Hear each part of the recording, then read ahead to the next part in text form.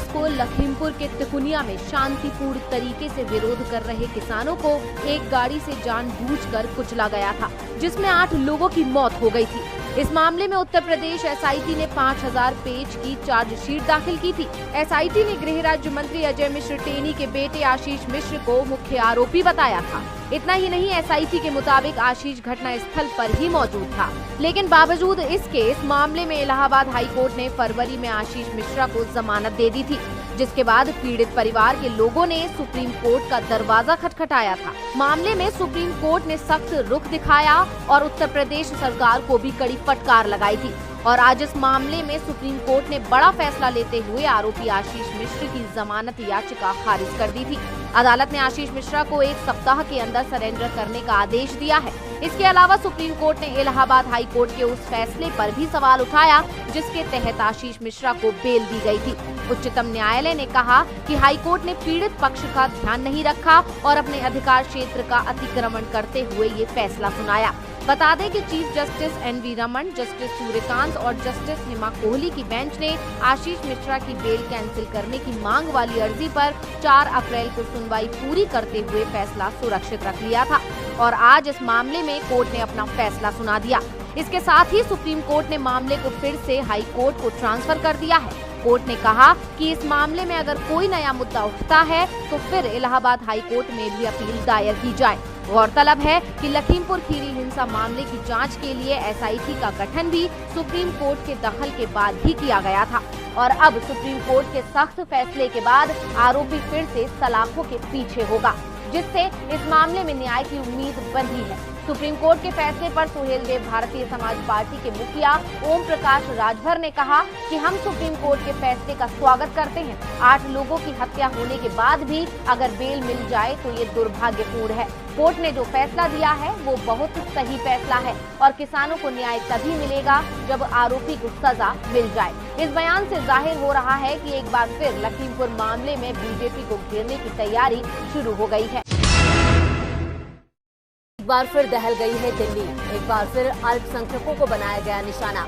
कैसे हर बार फेल हो जाता है दिल्ली पुलिस का खुफिया तंत्र? ये वो सवाल है जिसका जवाब अब देश की सर्वोच्च अदालत में मिलेगा। दिल्ली के जहांगीरपुरी में हुई हिंसा का मामला सुप्रीम कोर्ट पहुंच चुका है। कोर्ट में याचिका दायर कर हिंसा की जांच के लिए कमेटी गठित करने की मांग की गई है। याचिकाकर्ता की तरफ से अपील की गई है हिंसा की जांच के लिए मौजूदा जज की अध्यक्षता में कमेटी गठित की जाए और पूरी जांच कमेटी की ही निगरानी में हो।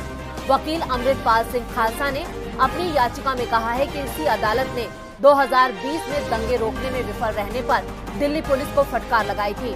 पुलिस की छवि कमजोर हुई है और लोगों का उस पर से भरोसा कम हुआ है।